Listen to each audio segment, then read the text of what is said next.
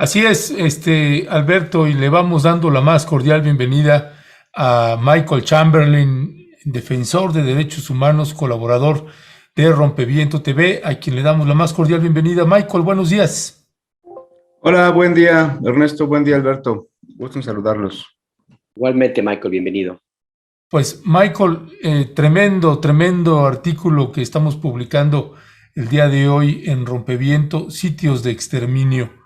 Ese es el título del artículo que escribiste, Michael, y que estamos publicando el día de hoy. Por ahí tenemos la portada también del artículo, que es la que está usted viendo, y que pues lamentablemente son, pues ahora sí que temas que tenemos que abordar a profundidad, y más cuando hay un comité de Naciones Unidas que nos está visitando y no es cualquier comisión la que está acá. Así que le hemos estado dando seguimiento en estos días a este tema, Michael, pero nos parece pues muy oportuno y relevante, más allá de que el tema pues es siempre duro y complicado. Pues este artículo que estás escribiendo, Michael, sitios de exterminio, ¿qué decir sobre esto, Michael? Mira, pues lo hice un poco pensando en esto que ya he venido comentando en los artículos, de a veces vemos sin ver, no nos damos cuenta. Y me enteré en la semana que algunos de los miembros del comité que están ahora visitando México iban a visitar uno de estos sitios. Todavía no sé cuál exactamente, lo único que me dijeron es que es un sitio bastante grande que aún no ha sido pues dado a conocer, ¿no? Y me quedé con la preocupación de si realmente los miembros del comité iban a ser capaces de ver lo que estaba detrás de ese lugar, porque la preocupación del gobierno, en este caso un gobierno estatal, era pues más bien que vieran qué bien estaban trabajando los forenses y les llevaron equipo que no han tenido en todo este tiempo para simular un trabajo muy profesional. Pero más allá de eso, decía, bueno, es que lo que está viendo el comité y lo que estamos viendo todos son escenas de horror, y hay que entender qué son estos lugares de exterminio. Porque utilizamos ya la palabra como sin detenernos mucho, igual que cuando hablamos de fosas clandestinas, sin detenernos mucho qué implica eso. Y bueno, hay diferencias, y por ahí comienza un poco el artículo, ¿no? O sea, los lugares de exterminio, a diferencia de las fosas clandestinas, que son lugares donde van a depositar cuerpos o restos humanos, son lugares en donde se comete tortura, desmembramiento, ejecuciones, destrucción de huesos, en fin, es un lugar que demuestra un patrón de actuación que no es casual, sino totalmente planeado, y que esta planificación de grupos delincuenciales, en este caso, pues bueno, señalan los elementos que en el Estatuto de Roma de la Corte Penal Internacional se describen como delitos de lesa humanidad. Es decir, hay una decisión deliberada, un plan para cometer estos crímenes, se preparan con antelación, se escoge el lugar, se buscan los insumos, incluso se inventan material para hacerlo, como estas cocinas que hacen con tambos de petróleo, y pues nadie mira este horror detrás de estos lugares. En el mejor de los casos, pues nos detenemos a ver si es posible recoger algunos restos, pesarlos para ver cuántas personas pudieran ser, en fin. Entonces, una de las cosas que el comité y todos tenemos que ver es que estos crímenes no están siendo investigados en la dimensión que son. O sea, es una dimensión de delito internacional que debe ser perseguido, y en buena medida es, uno, porque no queremos verlo; dos, porque no nos hemos dotado de las herramientas legales para poder mirarlos desde esta perspectiva. Y comentaba desde que inició esto, y recojo por ahí, cito un texto de Alberto cuando escribe sobre el pozolero hace ya algunos años. Desde entonces para acá se siguen cometiendo estos crímenes, y ninguno de los gobiernos, que han sido de 3 partidos distintos, han mirado con detenimiento cómo procesarlos y eventualmente juzgarlos. Primero porque en nuestro Código Penal Federal no existe el término de delitos de lesa humanidad. Hay un capítulo, curiosamente, de delitos de lesa humanidad, y lo único que describe es el delito de genocidio, que no aplica, ¿no? Porque no hay una persecución a un grupo nacional, étnico, religioso, es generalizado. Y el término que aplica, de acuerdo al contexto, es o delitos de lesa humanidad o crímenes de guerra. Hay una discusión ahí entre académicos si estamos hablando de un conflicto armado interno o no. Pero ninguno de los dos está contemplado en la legislación. Tampoco en la perspectiva de la delincuencia organizada, que le han venido agregando otros delitos, como desde el huachicol, ahora las factureras, el secuestro, que es lo más cercano, la trata de personas, en fin, hago una lista ahí de acuerdo a lo que establece la ley de delincuencia organizada, pero no de desaparición. Entonces se sigue investigando estos crímenes como si fueran delitos aislados cometidos por 94,000 y tantos asesinos solitarios, ¿no? Entonces no se desmantelan los grupos que están detrás de estos crímenes. Yo creo que el comité tiene que mirar con detenimiento qué es lo que está detrás de esto y qué es lo que nos implica en términos, sí, de reforma, si quieren, pero sobre todo para atender 2 de las principales preocupaciones que el comité ha venido mencionando es cómo detenemos esto, cómo hacemos prevención y cómo se juzga a los responsables. Y no lo vamos a poder hacer si no detenemos, si no desmantelamos a los grupos criminales, que es algo que he venido insistiendo, y si no juzgamos con esta perspectiva de delitos de lesa humanidad. Hay redes criminales detrás de estos crímenes atroces que continúan cometiéndose justo porque no atinamos a procesarlos, detenerlos, desmantelar con inteligencia criminal, ¿no? Con inteligencia penal estos grupos. Entonces, yo espero que el comité, con esas perspectivas, un poco como decía la semana pasada, mire que las condiciones para generar posibilidades de futuro está no a nivel de recomendaciones locales, que eso es algo que ya ha venido haciendo en los últimos años, sino haciendo un llamado, como insistí la semana pasada, a la Asamblea General, ¿no? Para mirar estos crímenes en su verdadera dimensión.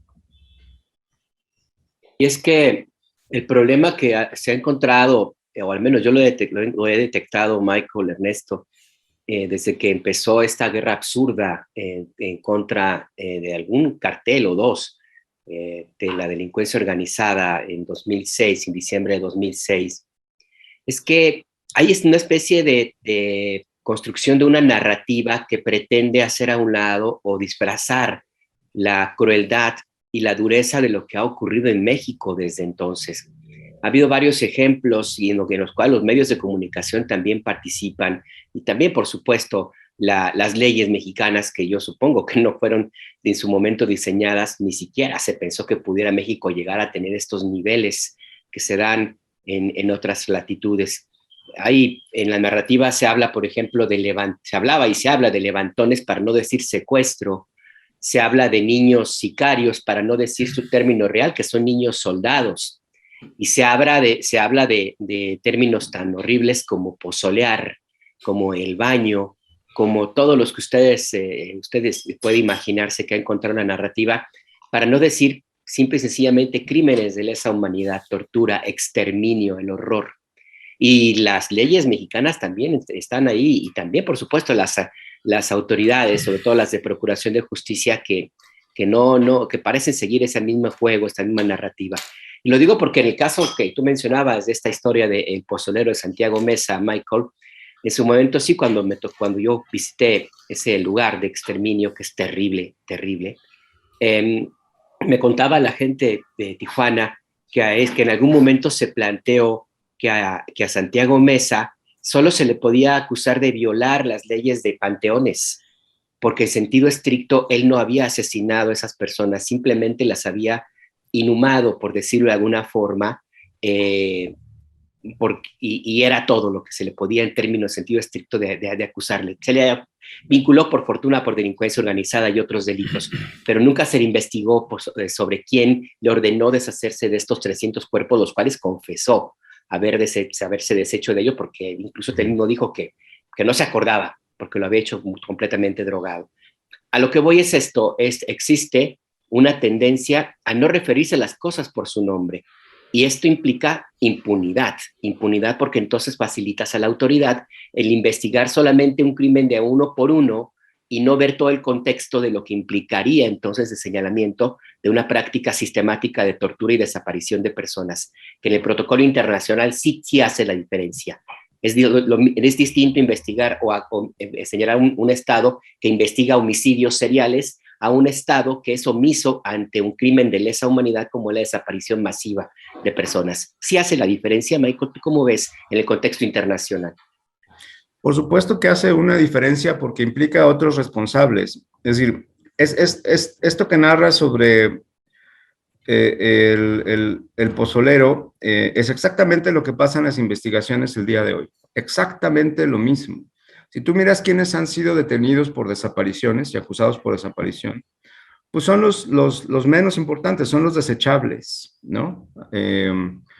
Porque no afecta a la estructura criminal, ¿no? Hoy en día, y bien lo señalas, no sabemos, o nadie se refiere cuando piensa uno quién es responsable de esta,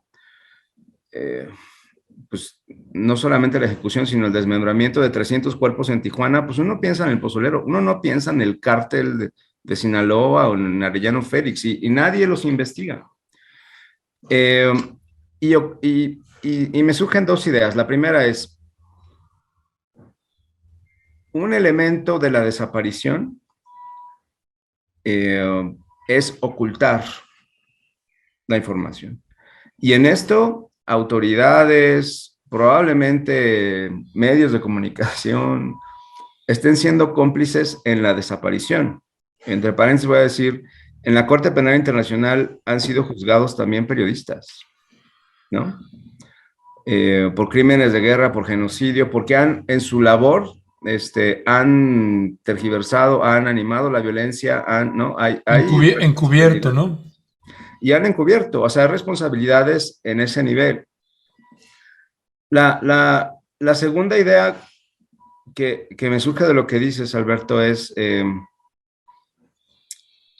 se insistió, cuando hablábamos alguna vez en el sexenio pasado con autoridades de gobernación acerca de la necesidad de una comisión internacional contra la impunidad en México, la respuesta inmediata fue no, porque no queremos que se enjuicie al presidente.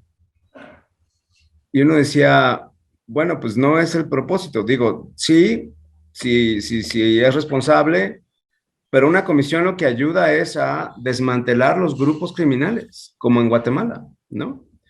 Si el presidente está involucrado en eso, pues lo siento mucho, pero tendrá que ser juzgado también. Pero el propósito fundamental no es juzgar al presidente. Bueno, lo mismo ocurrió cuando México aceptó la competencia de la Corte Penal Internacional. Lo aceptaron en el momento que entendieron que los delitos no eran retroactivos. Y entonces el PRI dijo, está bien, entonces sí lo aceptamos, ¿no? Hay un tema de poder político que tienen miedo a ser involucrados en estos crímenes y por eso estamos como estamos. Necesitamos empezar a mirar, y aquí necesitamos el apoyo del comité justamente, por el bien común, no por el bien de grupos en particular, ¿no? Ese ha sido el mal en este país desde que inició, y probablemente antes, pero me refiero a la guerra contra el narcotráfico. Sí tiene otras implicaciones en términos de responsabilidad, pero sobre todo, más allá de quién va a dar a la cárcel es conocer la verdad y que esto deje de suceder. Esos son los principales objetivos de mirar estos delitos desde esta perspectiva. Se ha hablado acá en México, Michael, precisamente de las fosas clandestinas y lo hemos documentado en un montón de estados de la República Mexicana. Y se ha señalado poco campos de exterminio. Ahora lo identifico mucho más en los últimos meses. La Comisión Nacional de Búsqueda, en voz de su titular, Carla Quintana, ha estado señalando una y otra vez los sitios o los campos de exterminio en distintos puntos, pues, ¿no? Sin embargo, también vemos que esta Comisión Nacional de Búsqueda se vuelve a topar una y otra vez con la Fiscalía General de la República, Michael. Y de hecho, la titular Carla Quintana o el subsecretario Alejandro Encinas hacen el señalamiento, como en el caso de la Bartolina, con más de media tonelada de restos óseos encontrados ahí en ese campo de exterminio, y el fiscal dice, no es cierto, son 100,000, no es media tonelada, son 100,000 kilos, una cosa así, ¿no? Le baja muchísimo. ¿Qué pasa ahí, Michael? ¿Cómo entender esta acción que tendría que tener en estos mecanismos? Uno, tú estás tocando en el ámbito internacional y que una comisión pues es fundamental para eso. ¿Tú identificas que una comisión como esta, Michael, podría ayudar a destrabar, para la gente que te está escuchando, Michael, podría ayudar a destrabar estos bloqueos que luego encuentra la Subsecretaría de Derechos Humanos o la Comisión Nacional de Búsqueda con la Fiscalía o las fiscalías de cualquier parte de la República Mexicana? Sí, también dos ideas. Uno, el término de sitios de exterminio lo han venido utilizando los colectivos de familiares de personas desaparecidas por lo menos desde 2016. Cuando apareció este lugar en Patrocinio, en Coahuila, cerca de la laguna, en las inmediaciones de la laguna, y era justo porque no eran fosas, o sea, era una dispersión de cuerpos en hectáreas y en hectáreas y en hectáreas, y decían, pues esto no es una fosa, ¿cómo le llamamos a esto? Y entonces empezaron a hablar de sitios de exterminio, y Carla recientemente ha propuesto a la Bartolina lo adoptó, porque en realidad no puedes decir que son fosas. Si tú vas al lugar, no son fosas, ¿no? Y eso lo que habla es justo del modus operandi de los crímenes que están detrás de esto, ¿no? A diferencia de las fosas tienen, los cuerpos tienen formas distintas, nada más un lugar en donde se acumulan, pero murieron en otro lugar, con diferentes modos, etcétera, ¿no?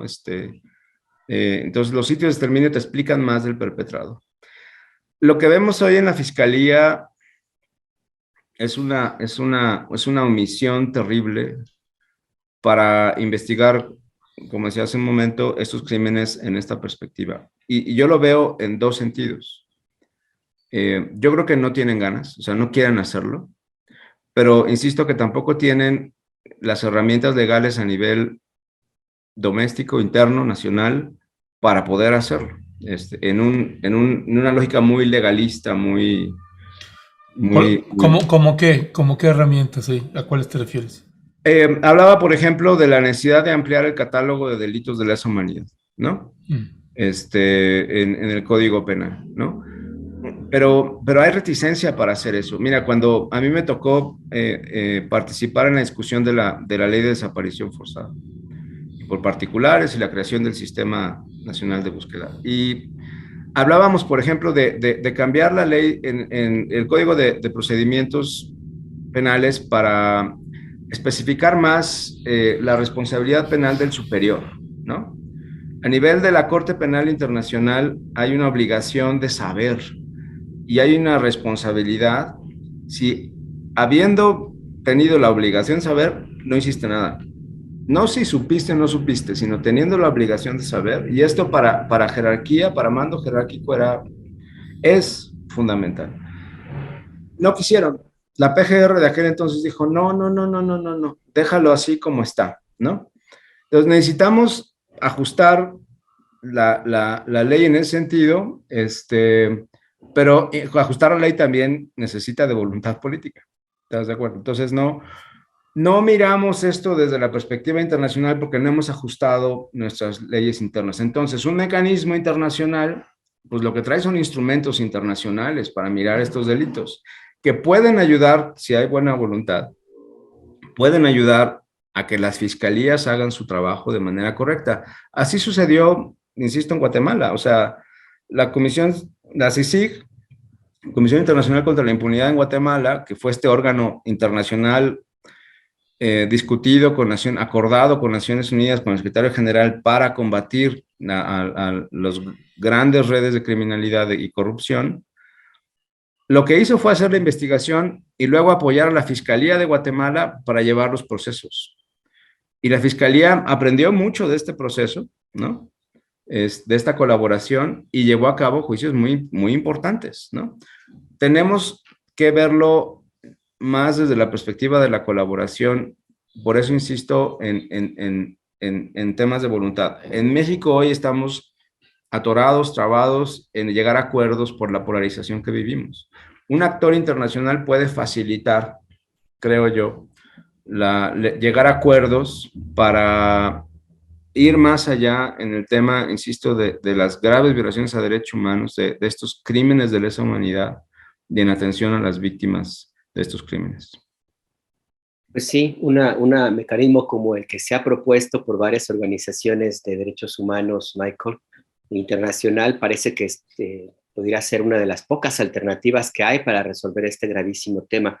El asunto está en que la clave de comisiones y mecanismos como la CICIG es que contaban con el respaldo, uno, de organizaciones civiles todas, dos, de la sociedad, pero tres, a una contrapelo de los gobiernos de Guatemala, de una fiscalía realmente autónoma y una fiscalía que entendió su papel y responsabilidad en terminar con esa oleada de impunidad que dejó la guerra civil y que se convirtió en la herramienta clave, esa dupla de la comisión, el comisionado y los distintos fiscales, la última Tel Maldana, fue fundamental para cortar de tajo con una partecita de la impunidad en Guatemala y le tocó el cargo al presidente Otto Pérez Molina. México no tenemos esas condiciones, o tú las ves. ¿Es posible un mecanismo, una comisión de esta naturaleza ya para hacer la conversación, Michael? Tienes razón, es muy complicado, pero también hay que considerar, cuando comenzó la CICIG en Guatemala, tampoco tenían esas condiciones. Cuando estaba Carlos Castresana, que fue su primer labor, quizá en los primeros 2 años, fue poco a poco ir creando esas condiciones. Y hay que empezar por donde hay que empezar y con las condiciones. Decía un maestro, hay que arar con los güeyes que se tienen, ¿no? Y vamos haciendo esas condiciones, pero vamos sentándonos a dialogar y mirar por dónde tenemos que empezar. No va a haber juicios mañana, no va a haber, en la inmediatez, no vamos a tener muchos resultados más que esta construcción de acuerdos que nos lleven en el mediano plazo a una posibilidad así. Pero insisto, si no es por las condiciones que tenemos hoy en el país, si no es con un actor externo independiente que no tiene intereses en este país, ¿no? Para poder destrabar, va a ser muy difícil. Sí, y me parece también que hay una enorme diferencia, por ejemplo, en este tipo de situaciones.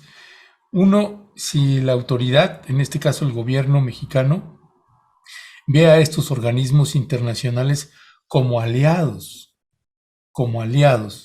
Y dos, que el jefe del Ejecutivo Federal tome la decisión, así como la toma para otras cosas, de entrarle duro, haría una enorme diferencia. Ojalá el presidente pueda verlo también desde este ángulo y no desde el ángulo de la oposición, que la existe y tiene una posición visceral y etcétera, ya la sabemos. Pero hay esta otra realidad que ahora sí que pensando en en el pueblo, pues este debería ser un programa prioritario.